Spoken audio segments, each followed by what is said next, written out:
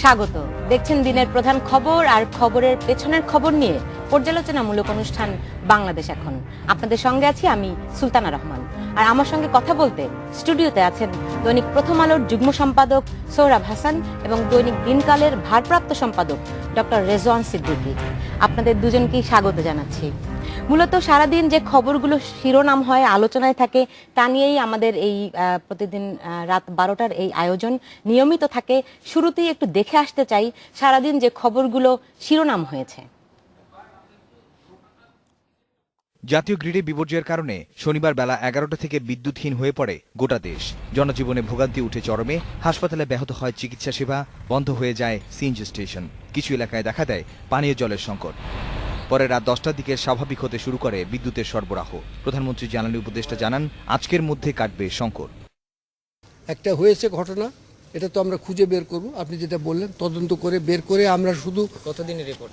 3 দিনের মধ্যে ইনশাল্লাহ, এবং এটার জন্য আর না হয় সেটারও ব্যবস্থা করতে হবে। ঢাকায় তো 45 to 50% এখনই পেয়ে গেছে। রাতের মধ্যে কি স্বাভাবিক? ইনশাল্লাহ ইনশাল্লাহ একটু বলেন। হ্যাঁ, রাতের মধ্যে ইনশাল্লাহ।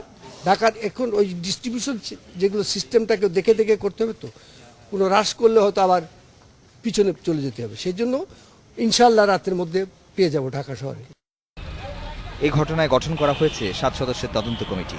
তাদের 3 দিনের মধ্যে প্রতিবেদন জমা দিতে বলা হয়েছে। নাটোরে 20 দলের জনসভায় বিএনপি চেয়ারপারসন বেগম খালেদা জিয়া বলেছেন, কুইক রেন্টাল খাতে দুর্নীতির কারণেই দেশ বিদ্যুৎহীন হয়ে পড়েছে।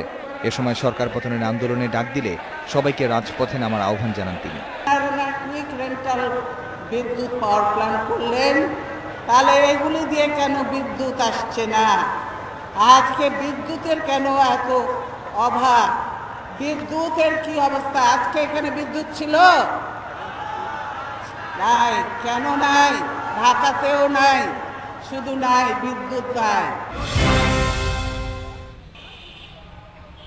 এদিকে আগাম নির্বাচন নিয়ে সরকার জাতীয় বা আন্তর্জাতিক কোনো চাপে নেই বলে মন্তব্য করেছেন সড়ক পরিবহন ও সেতুমন্ত্রী ওবায়দুল কাদের। আমি মনে করি না বাংলাদেশে আগাম নির্বাচনের মতো কোনো পরিস্থিতি সৃষ্টি হয়েছে। আমরা আন্তর্জাতিকভাবেও কোনো চাপে নেই, জাতীয়ভাবেও কোনো চাপে নেই। কৃষি জমির অপচয় বন্ধ ও গ্রামের মানুষের উন্নত জীবন নিশ্চিত করতে সরকার পল্লী জনপদ প্রকল্প বাস্তবায়ন করছে বলে জানিয়েছেন প্রধানমন্ত্রী শেখ হাসিনা। জাতীয় সমবায় দিবসের অনুষ্ঠানে এসব কথা বলেন তিনি। গ্রামে থাকেন না সম্পত্তির মালিক, তারা অনেক সময় মনে করেন ওই সম্পত্তি রেখে কী হবে, ওটা আমি বেচে দিই। বেচে না দিয়ে আপনার যারা আত্মীয় স্বজন তাদেরকে নিয়ে সমবায় করে ওটাকে উৎপাদনমুখী করেন। সেখান থেকে আপনি একটা অংশ নেন, যেহেতু আপনি শ্রম দেবেন না মালিক, আপনি একটু কম নেবেন, আর যারা শ্রম দেবে তাদেরকে একটু বেশি দেবেন। এটাই আমার একটা সাজেশন থাকবে, যে তাদেরকে একটু বেশি দেওয়া, যে যারা কাজ করবে। এবং এভাবে যদি করা যেতে পারে, আমি তো মনে করি বাংলাদেশ দরিদ্র থাকবে না। মানবতা বিরোধী অপরাধে জামায়াত নেতা মীর কাসেম আলীর মামলায় রায় দেয়া হবে আজ। এদিকে নিজামীর ফাঁসির রায়ের প্রতিবাদে ভোর থেকে শুরু হচ্ছে টানা 2 দিনের হরতাল। কায়কোবাদ আকবর, ইন্ডিপেন্ডেন্ট নিউজ, ঢাকা। কায়কোবাদ আকবর জানাচ্ছিলেন সারাদিনের খবরগুলো। যে দেখছিলেন যে সারা দেশে বিদ্যুৎ বিপর্যয়, দীর্ঘ সময় বিদ্যুৎ না থাকা, তবে আসার কথা হচ্ছে এর মধ্যে বিদ্যুৎ আসতে শুরু করেছে এবং প্রায় অর্ধেক, প্রায় 3000-এর উপর, 3000 মেগাওয়াটের মতো বিদ্যুৎ এরই মধ্যে চলে এসছে। আমাদের কিছুদিন আগে দেখলাম, আমরা উৎসব করলাম 10,000 মেগাওয়াট বিদ্যুতের, যে আমাদের এখন ক্ষমতা 10,000 মেগাওয়াট বিদ্যুৎ উৎপাদন করতে পারি। তারপর জাতীয় গ্রিডে বিপর্যয় হলে তো আসলে কিছু করারই থাকে না।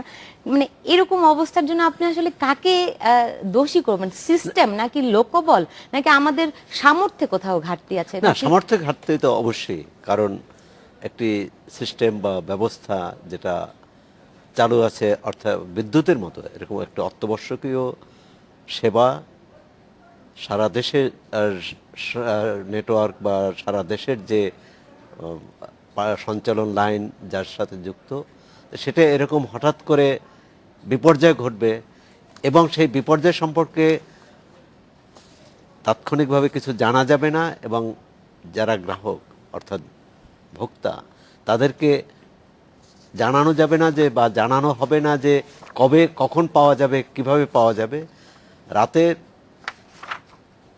বিদ্যুৎ উপদেষ্টা, প্রধানমন্ত্রীর বিদ্যুৎ বিষয়ক উপদেষ্টা যে Briefing যেভাবে করেছেন। বললেন, মনে হলো না তিনি এ ব্যাপারে খুব চিন্তিত বা উদ্বিগ্ন। মানে আমরা কিন্তু আশা করেছিলাম যে অন্তত যারা তিনি প্রধানমন্ত্রীর উপদেষ্টা হিসাবে বা বিদ্যুৎ দপ্তরের যিনি প্রতিমন্ত্রী, তাদের মধ্যে যে উদ্বেগ উৎকণ্ঠা থাকার কথা সেটি লক্ষ্য করেন। এমনকি সচিব মহোদয়ের কথাও আমরা টিভিতে দেখলাম। তা মনে করছেন এটা দুর্ঘটনা, আমরা দুর্ঘটনা মেনে নেই, কিন্তু দুর্ঘটনার ঘটার পর যে তাৎক্ষণিক যে তাৎক্ষণিক যে act গুলি ব্যবস্থা থাকে, এবং যে অ্যাকশন, ডক্টর রেজওয়ান যে হাসান, অ্যাকশন, সেইগুলি- সেটি মানে যথার্থ হয়েছে বলে মনে হয় না। দ্বিতীয় হচ্ছে যে কেন ঘটলো সেটি কিন্তু না, তদন্ত তাৎক্ষণিক কমিটি বলা হয়েছে, যাচ্ছে। নিশ্চয়ই তারা তদন্ত অনুসন্ধান করে কমিটি বের কবে হবে করবে। তখন তো বিষয় না, বিষয় হচ্ছে যে এখন বিপর্যয় ঘটছে, মানুষ এখন বিদ্যুৎ পাচ্ছে না, এবং সরকার এত সাফল্যের কথা বলছে, আপনি 10,000 মেগাওয়াট বললেন, কিন্তু সেখানে আজকে 6 থেকে 7,000 মেগাওয়াট হচ্ছে সরবরাহ করা যায়, সেখানে সেটা 200 মেগাওয়াটের নেমে আসছে, অর্থাৎ পুরো দেশই অন্ধকারে। তো এটি তো হতে পারে না। এই অন্ধকারের সাথে আপনি যে সেবা, চিকিৎসা বন্ধ, মানুষের দৈনন্দিন জীবন বন্ধ, পানি সরবরাহ বন্ধ, সব একদম তার বিপর্যয়, চেয়ে একটা বিপর্যয় যা বলতে তো এই যা বিপর্যয় ডক্টর রেজওয়ান সিদ্দিকী, একটু বলবেন যে আপনার কাছে কি মনে হয় যে যদি মানে একটা সার্বিক যে অব্যবস্থাপনা, এরকম কি আপনার কাছে এরকম কি মনে হচ্ছে? অবশ্যই। ধরেন বিদ্যুৎ, আমরা এই হাজার হাজার মেগাওয়াট বিদ্যুৎ উৎপাদিত হয়েছে, বিদ্যুতে সয়লাব হয়ে যাচ্ছে, সব আমরা শুনতে পাই।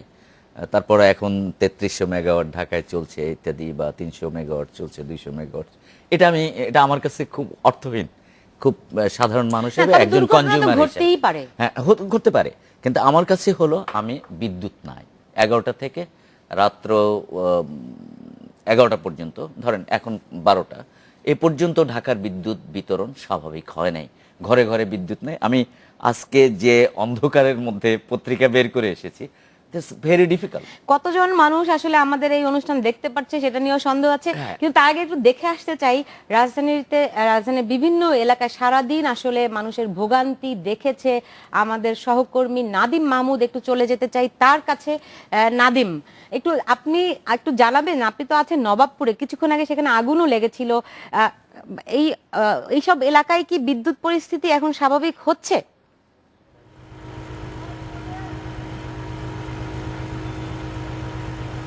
সুলতানা, সারাদিন বিদ্যুৎ নেই এবং সন্ধ্যার পর থেকে পুরো রাজধানী শহরটা, বাংলাদেশের প্রায় পুরো সমগ্র বাংলাদেশই আসলে অন্ধকারে নিমজ্জিত হয়, কোথাও বিদ্যুৎ নেই। কিন্তু রাত 11টার পর থেকে কিছু কিছু এলাকায় আমরা বিদ্যুৎ দেখেছি, বিশেষ করে ঢাকার রমনা এলাকায় আমরা বিদ্যুৎ দেখেছি, পুরান ঢাকার কয়েকটি এলাকায়ও বিদ্যুতের দেখা পেয়েছি। এবং এই যে সন্ধ্যার পর থেকে বিদ্যুৎ না থাকার কারণে শহরের যে সড়কবাতিগুলো রয়েছে সেই সড়কবাতি পর্যন্ত জ্বলতে পারেনি, ফলে নাগরিকরা আসলে বাইরে বের হওয়ার সময় এক ধরনের নিরাপত্তাহীনতায় ভুগেছেন, তাদের মধ্যে শঙ্কা কাজ করেছে যেহেতু আলো নেই। এবং আপনি জানেন যে রাজধানীতে গত কয়েকদিনে কয়েকটি ছিনতাইয়ের ঘটনা ঘটেছে এবং সেখানে ছিনতাইকারীদের ছুরিকাঘাতে দুজন মানুষ মারা গেছেন। নাদিম, আপনি কি আজকে এই যে সন্ধ্যার পর থেকে বিদ্যুৎ নাই, এর ফলে কি কোনো দুর্ঘটনার কোনো খবর, কোনো ছিনতাই কিংবা কোনো রাহাজানি, এরকম কোনো খবর কি কোনো কিছু পেয়েছেন?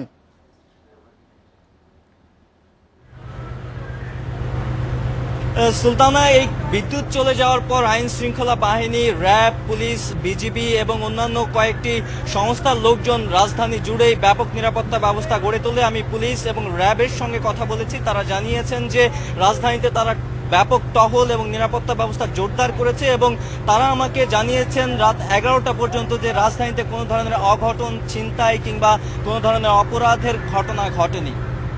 এটা একটা নিশ্চয়ই একটা ভালো খবর। নাদিম, আপনি আমাদের সঙ্গেই থাকুন, আমরা হয়তো আবারও আপনার কাছে ফিরতে পারি। আসলে আপনি দেখেন, আমরা দেখেছি একবার আমেরিকাতে একটা হয়েছিল, কি অবস্থা সেই দেশে হয়েছিল, ভয়াবহ একটা অবস্থা হয়েছিল।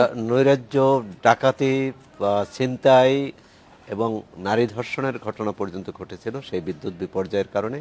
এবং এটি ঠিক যে বাংলাদেশের মানুষ মানে এ ধরনের দুর্যোগে একে অপরের পাশে দাঁড়ায়, সহযোগিতা করে, এবং এই দুর্ঘটনার সুযোগে ছিনতাই বা এই ধরনের অপরাধ যে ঘটে না তা নয়, কিন্তু কম ঘটে।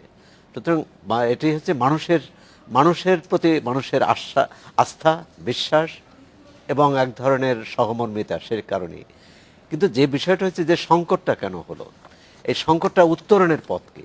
আজকে গতকাল বেগম জিয়ার, আপনি জানেন যে নাটোরে সমাবেশ ছিল, তিনি অভিযোগ করেছেন যে কুইক রেন্টালে এই খাতে দুর্নীতির জন্য আসলে এই বিপর্যয়।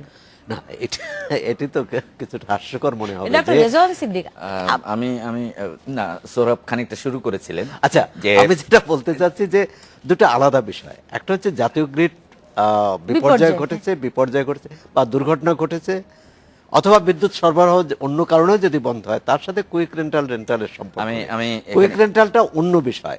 যে না, কুইক রেন্টাল তিনি বা তাৎক্ষণিকভাবে রেন্টাল থেকে বুঝলেন কি করে? আমি বলছি, কুইক রেন্টাল বা রেন্টাল থেকে যদি বিদ্যুৎ উৎপাদন হয়, সেই বিদ্যুৎ জাতীয় গ্রিডে পৌঁছবে, জাতীয় গ্রিডে সেটা যোগ হবে।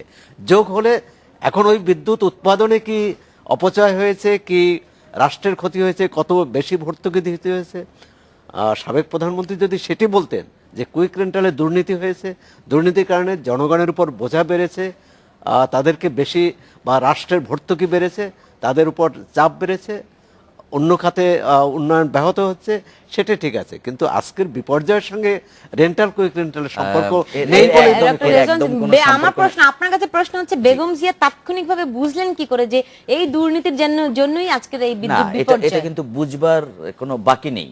কারণ যখন থেকে কুইক রেন্টালের উপর অধিক নির্ভরশীল হতে শুরু করলে এই সরকার, তখন থেকেই এ বিষয়ে যারা বিশেষজ্ঞ আছেন তারা কিন্তু বারবার বলেছেন যে কুইক রেন্টাল বা এর মাধ্যমে যে বিদ্যুৎ, সেটা যদি ন্যাশনাল গ্রিডে 20 থেকে 30% উপরে বেশি নির্ভরশীলতা হয়, যেটা IMF এর হিসেব, বেশি নির্ভরশীলতা হয়, তাহলে ওই দেশের অর্থনীতি দেউলিয়া হয়ে যাবে। তো আমাদের দেউলিয়া হতে বাকি কতটুকু? যে আপনি যদি এই 4-5 বছরে এই কুইক রেন্টালে 25-30 হাজার কোটি টাকা আপনি ভর্তুকি দিয়ে থাকেন, হয় আপনি ভর্তুকি দেবেন কেন? এই 25-30 হাজার কোটি টাকা যদি আপনি খরচ করেন, তাহলে আপনার ন্যাশনাল গ্রিডে আপনি নিজেই সংযুক্ত করতে পারছেন বিপুল পরিমাণ বিদ্যুৎ। সুতরাং সেটা না করে যখন কুইক রেন্টালে যাচ্ছেন, এবং কুইক রেন্টালে পুরনো যন্ত্রপাতি আনা হচ্ছে, অব্যবহৃত যন্ত্রপাতি আনা হচ্ছে, এবং এই সব যন্ত্রপাতি প্রপার প্রোডাকশন দিচ্ছে না, এবং যে কোনো সময় বকডাউন করছে। আজকে যে বিপর্যয়টা হলো, সেই বিপর্যয়ে আপনি দেখেন কোথাও না কোথাও বকডাউন হয়েছে। যে আমরা আসলে বকডাউন আসলেই হয়েছে কিনা এই বিষয়টি নিয়ে আমরা ফিরবো। দর্শক, তার আগে নিচ্ছি মাত্র 40 সেকেন্ডের একটি বিরতি।